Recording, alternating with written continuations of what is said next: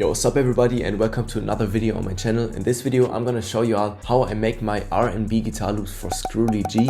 So I'm gonna explain the chords that I play and then we're gonna build it out completely from scratch. So if you play the guitar, this could be a very helpful video for you if you want to start making R&B guitar loops. If you're not playing the guitar yet, this is not a problem. Check out the first link in the description. You will find my Guitar Masters kit there and it includes a full course on how to make your first guitar loop. So if you have no idea how to play the guitar yet, then check this out. But now let's get straight into the video. And before I record anything, I want to add some effects. So I'm going to Guitar Rig and then I would choose this main clean preset, also from my Guitar Masters kit. And R&B chords are actually pretty simple. In order to get that R&B feeling, you just gotta add the 7th. So let's say you're on the 12th fret of your guitar on the E string. Then the 7th will be on the D string, also on the same 12th fret.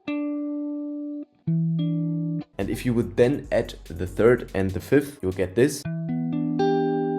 And then you can simply just go down 5. And then maybe up to a major 7 chord. Yeah, that's a pretty simple R&B chord progression. So keep in mind, add the 7th note to your chords in order to get that R&B feeling. Yeah, and right now I'm gonna just record something and see if I can come up with some cool chord progression.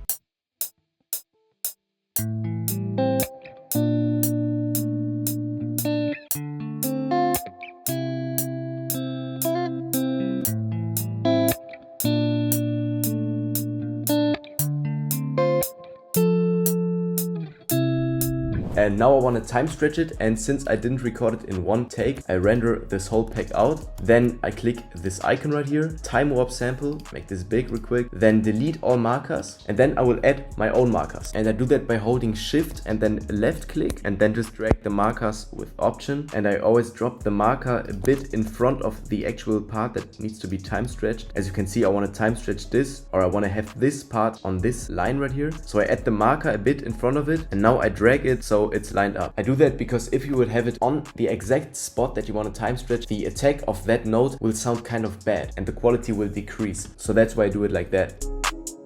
And now that we got everything time stretched, we can add some top lines to it. And I don't go for any R&B top line sauce. I just play around a bit and then see what sounds good and what matches the vibe of the chords.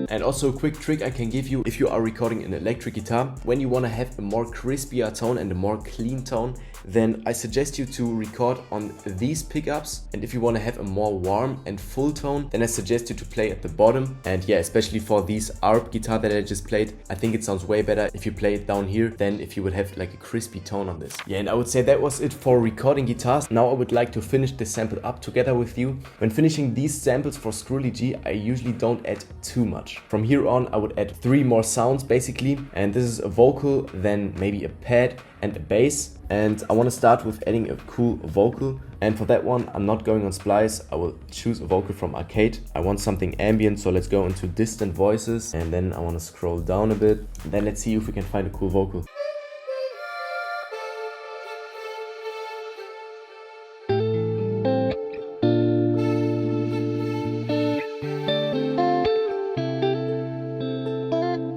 Okay, so I just added these 2 chops right here.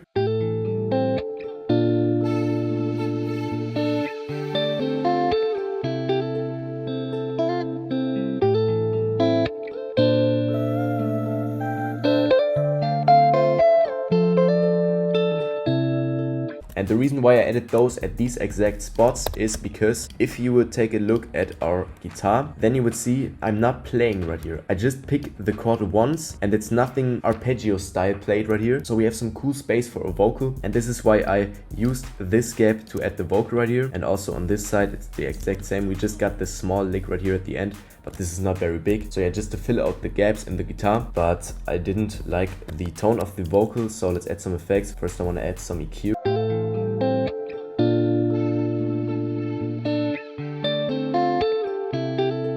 let's also add some EQs to our guitars real quick. To the main guitar, to our chords, I want to add a low cut at around 100 Hz. And to both top guitars, I want to add a low cut at 200 Hz. This is always the frequency area that I go for. Now I want to add a simple pad just in the background. And the one that I'm going to use is this JP8 strings preset from Synology right here. It's one of my favorite pads for this ambient and dreamy kind of sound.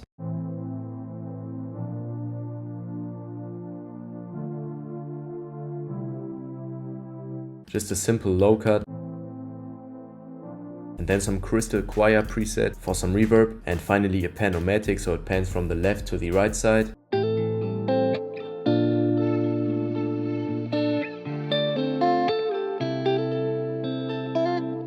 And to finish the sample up, I want to add a bass real quick, and for these type of samples I mostly use a bass guitar. So I'm gonna go into the Scarby Rickenbacker bass bank, and then I would choose this night session preset. That actually sounds terrible. Let's choose this one.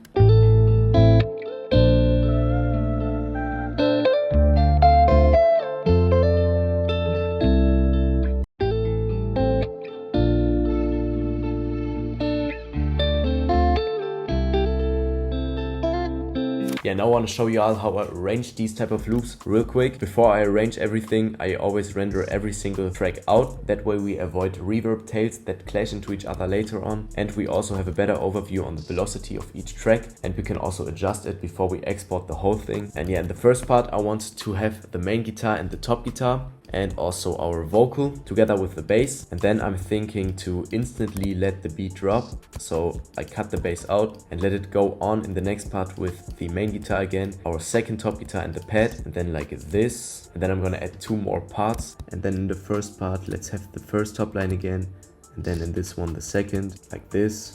Now, of course, add the stems, so copy it over 6 times, then select them all and deselect the ones that you want to have in. Then you can add a master preset. I always add my loop master preset from the Mix Essentials kit. Select it all, consolidate it first. Now we got the whole thing in just one track. And what I do now is I double click it and hit normalize. Now it's loud enough and now we can render it out. And yeah, I would say that was it for this video. I hope you guys enjoyed it. If yes, leave a like and a comment. Also make sure to check out the Guitar Masters kit if you are looking for some fire guitar rig presets, or if you want to start making guitar loops and you have no idea how to play the guitar. It will be the first link in the description. But with that being said, be safe and I see you in the next one.